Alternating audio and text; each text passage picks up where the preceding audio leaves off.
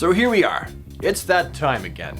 San Diego Comic-Con, a time for cosplayers and collectors and all manner of geeks alike to come together and share in their geekdom.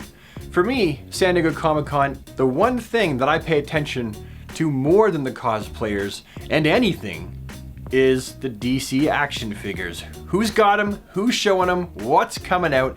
I want to know. And San Diego Comic-Con has been something that I've been super excited about for many, many years. This year, it's no different. Of course it isn't. Now there are things that I wish we could see that we're likely not going to. So I'm just gonna go right from the beginning and say, as far as my understanding goes, we're not gonna see anything from McFarlane's DC Comics license until New York Comic-Con. We're gonna have to keep waiting. So I'm not even gonna really touch on them. That's because that's for the next convention. But as for this convention, well, for one, if you're somebody that was waiting to go to the convention and try and get your hands on the NECA Superman Alien or Batman vs. Predator 2-packs, now's your chance because they're taking a stock there. If you couldn't get it during the pre-order, now you have a second chance to get your little paws on one of those sweet, sweet 2-packs. And hopefully, amongst other things, NECA, while there, will bring out their Batman Alien 2-pack as well as what I am really thinking is going to be a Green Lantern versus Alien 2-pack as well. I know I'm just assuming there's a Green Lantern one, but I'm assuming, like a lot. As for Mattel, well, they've already shown us a ton of stuff last year moving forward.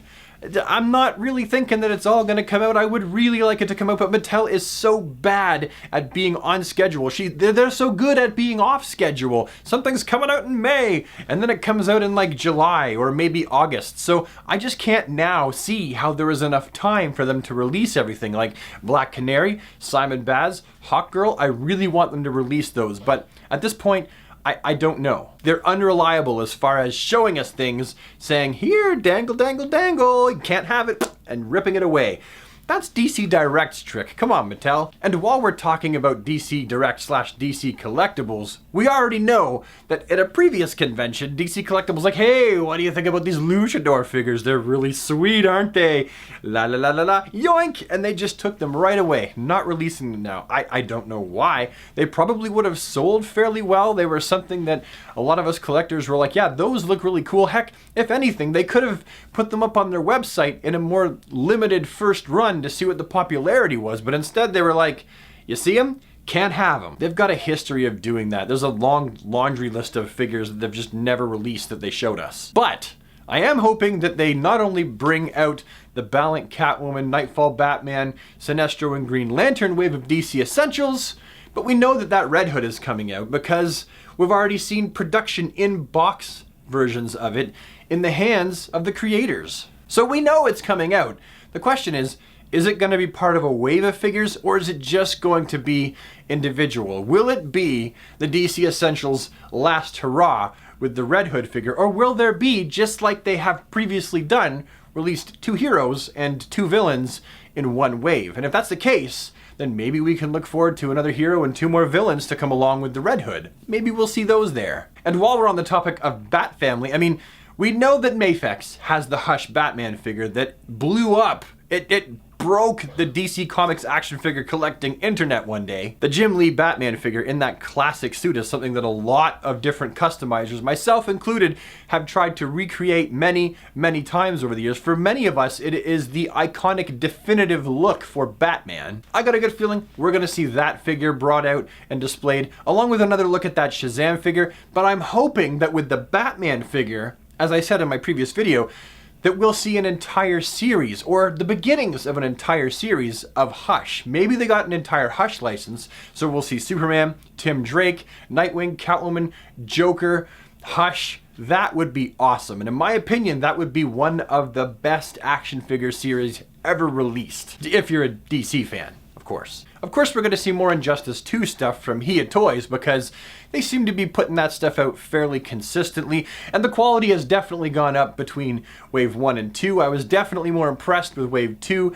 That Swamp Thing and that Red Hood absolutely have me impressed. So maybe we'll see more stuff. We know that Supergirl and The Flash, we know there's actually a lot of characters that are going to be coming out, but maybe we'll see some new ones too. Mezco 1/12 Collective, what can I say? I always look forward to what they're going to put out. Now, we know that Wonder Woman, Aquaman, and '89 Batman. We know that there's a new Batman figure coming out, a brand new Batman figure coming out. We know Hal Jordan, we know Jon Stewart, we know Harley Quinn, we know Commissioner Gordon's coming out, but will there be anything else? Will they bring out just 1 or 2 more new things, or have we seen it all for the foreseeable future until, say, October at New York Comic Con? Who knows? That's what makes San Diego Comic Con so exciting. It's the anticipation for me on what we're going to see. Will Mattel release another kid line of figures? Will they show us some figures that we haven't seen yet? Will there be an out of nowhere surprise from a company that we didn't even know existed that will pop off some really great stuff? I mean, it really is a surprise game for me. Oh yeah, and one last thing before I go. If you were interested in that The Strange Lives of Batman action figure 4-pack that Mattel released in their Multiverse series as their San Diego Comic-Con exclusive, you can find that over at their booth for 80 bucks. I know some of you might be going, 80 bucks for a 4-pack? I don't know. Food for thought. I reviewed it. I was happy with it. Would I pay 80 bucks for it at a convention? Yeah, I would, because I'm me. But in the end, you'll have to make that decision yourself if it's something that you want to pay that much money for simply 4 figures in really, really fancy man's packaging. I don't know.